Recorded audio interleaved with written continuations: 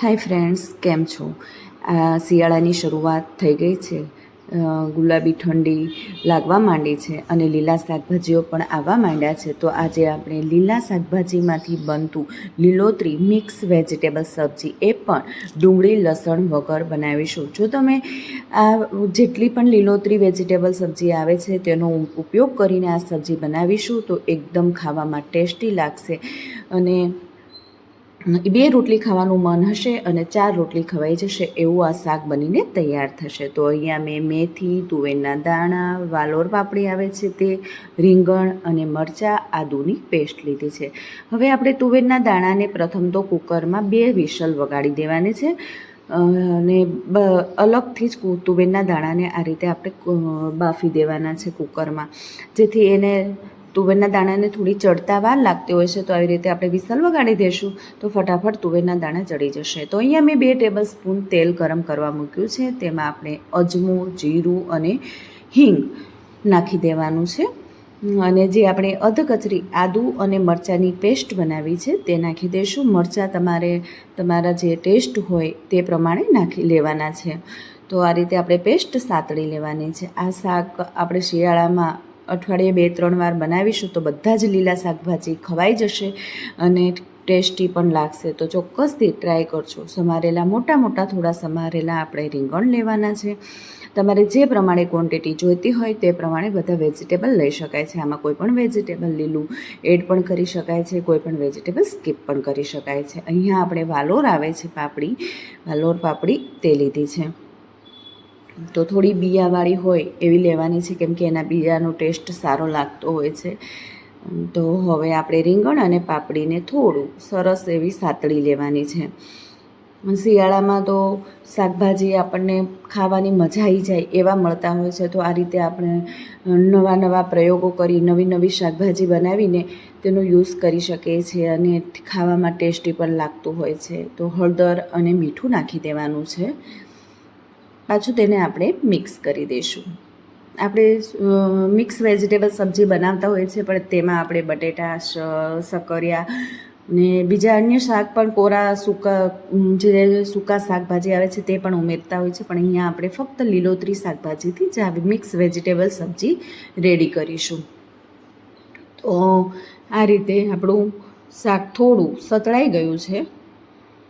તેને વચ્ચે હલાવતું રહેવાનું છે. આપણે અહીંયા પાણી એડ કરવાનું નથી, તેલમાં જ કરવાનું છે. એટલું તેલનું પ્રમાણ થોડું વધારે લેવું અને આ રીતે ઢાંકણ ઢાંકીને આપણે તેને થોડી વાર માટે ચડવા દેવાનું છે.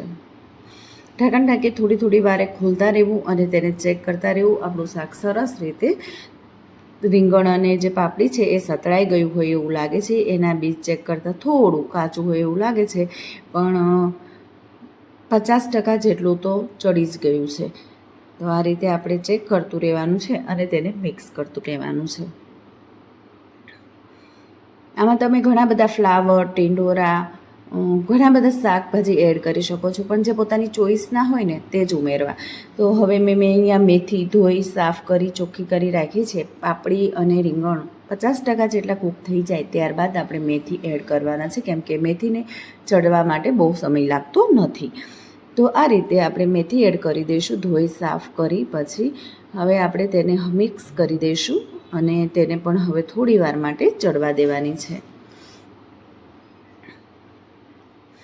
આપણે એકલી મેથીની ભાજી બનાવીએ, મેથી રીંગણનું શાક બનાવીએ, એના કરતાં આ રીતે મિક્સ બનાવીએ તો ખૂબ જ સરસ લાગતું હોય છે અને ઘરમાં પણ બધાને ખૂબ જ ભાવે છે. જો તમે આ રીતે કોઈ દિવસ મિક્સ લીલોતરી વેજીટેબલ સબ્જી ન બનાવી હોય તો એકવાર ચોક્કસથી ટ્રાય કરજો. ખૂબ જ સરસ બનીને તૈયાર થાય છે. તો આપણા જે તુવેરના દાણા હતા એ પણ બફાઈને રેડી થઈ ગયા છે સરસ. તો હવે આપણે તે પણ આમાં એડ કરી દઈશું. જો આપણે આમાં જ ઉમેર્યા હોત તો ચડી જાત, પણ થોડું પાણી નાખવું પડે, એટલે રીતે આ રીતે અલગથી ચડાવીશું તો પાણીની જરૂર નહીં પડે અને સરસ રીતે આપણા બફાઈ જશે અને શાક પણ સારી રીતે બધું ચડી જશે. તો આ રીતે આપણે તેને મિક્સ કરી દેવાનું છે. મિત્રો, તમને મારી રેસિપી ગમતી હોય તો મારી ચેનલને સબસ્ક્રાઈબ કરજો અને માહિતી ઉપયોગી લાગતી હોય તો તમારા ફ્રેન્ડ્સ અને સગા સંબંધિત સુધી શેર કરજો. લાઈક અને કમેન્ટ્સ કરવાનું ભૂલતા નહીં. તો ઢાંકણ ઢાંકી હવે મેથીને પણ આપણે થોડી વાર માટે ચડવા દેવાની છે. વારે વારે આ રીતે હલાવવું જેથી નીચે ચોટે નહીં અને આપણું શાક સરસ ચડીને રેડી થઈ જાય. તો અહીંયા દેખાય છે કે આપણું શાક ચડી જવા આવ્યું છે. ત્યારબાદ આપણે તમારા આપણા ટેસ્ટ પ્રમાણે લાલ મરચું ઉમેરીશું. અને અહીંયા મેં જે લીલું મરચું આવે છે, મોળું આવે છે, તે જ ઉમેરી 1-2 પીસ કરીને ઉમેરી દીધું છે. હવે આપણા શાકને આપણે ફરી પાછું મિક્સ કરી દેવાનું છે. તો છેલ્લે જ લાલ મરચું ઉમેરવાનું છે. લુકમાં પણ ખૂબ જ ટેસ્ટી અને લુકમાં પણ ખૂબ જ સરસ એવું દેખાઈ આવ્યું છે. જોતાં જ આપણને ખાવાનું મન થઈ જાય એવું આપણું આ લીલોતરી વેજીટેબલ સબ્જી બનીને તૈયાર થઈ છે. દેખાવામાં જ ખૂબ જ સરસ લાગી રહ્યું છે.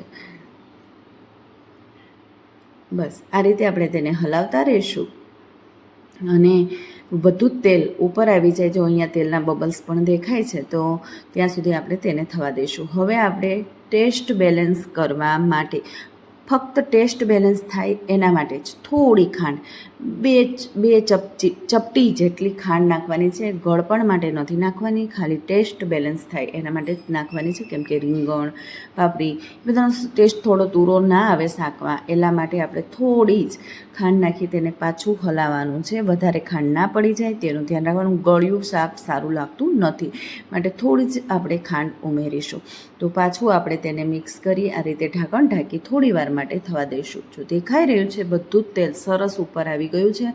આપણું સબ્જી પણ સારી રીતે ચડી ગઈ છે અને તેલ પણ ભરાઈ ગયું છે. તો આપણી આ સબ્જી હવે રેડી થઈ ગઈ હોય એવું લાગી રહ્યું છે. જો દેખાવામાં જ એટલું સરસ લાગી રહ્યું છે, તો ખાવામાં ટેસ્ટી હશે જ.